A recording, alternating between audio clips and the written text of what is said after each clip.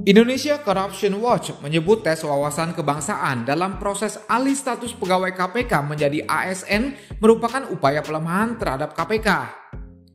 Peneliti ICW Kurnia Ramadana berpendapat, pegawai KPK yang akan dipecat karena tidak lulus tes seolah-olah telah dirancang sejak awal untuk melemahkan KPK.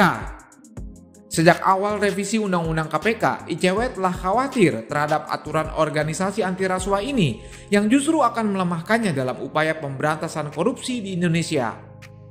Ya, ICW beranggapan ketidaklulusan sejumlah pegawai KPK ketika mengikuti tes wawasan kebangsaan sudah dirancang sejak awal sebagai bagian dari skenario untuk menghabisi dan membunuh Komisi Pemberantasan Korupsi. Sinyal untuk tiba pada kesimpulan tersebut sebenarnya sudah sangat jelas dan runtut, mulai dari revisi Undang-Undang KPK, problematika dan kontroversinya komisioner KPK yang baru, dan terakhir menyingkirkan penggawa-penggawa KPK dari gelanggang institusi pemberantasan korupsi. Namun, kondisi hari ini tidak bisa kita lepaskan dari kebijakan yang diambil oleh Presiden dan DPR, karena dua cabang kekuasaan itulah yang merevisi Undang-Undang KPK dan memasukkan unsur alih status kepegawaian menjadi aparatur sipil negara. Selain itu, juga ini atas buah kebijakan buruk pimpinan KPK ketika mengesahkan Peraturan Komisi Pemberantasan Korupsi Nomor 1 Tahun 2021 dan memasukkan tes wawasan kebangsaan sebagai salah satu syarat untuk diangkat menjadi aparatur sipil negara.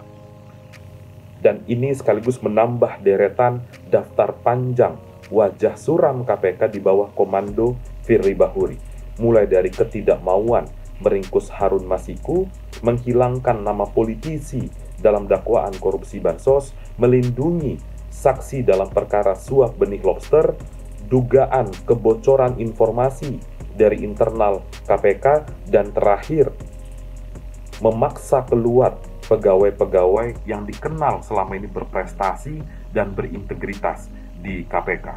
Akhirnya, kekhawatiran publik terbukti. Seluruh kebijakan yang diambil oleh Presiden dan DPR tidak pernah menguatkan pemberantasan korupsi. Alih-alih apa yang selama ini mereka katakan terbukti, yang terjadi justru sebaliknya. Komisi Pemberantasan Korupsi digembosi dengan berbagai cara, dan sekarang merupakan episode akhir dari Komisi Pemberantasan Korupsi. Adapun pengujian wawasan kebangsaan bagi pegawai KPK dilakukan oleh Badan Kepegawaian Negara bekerja sama dengan KPK.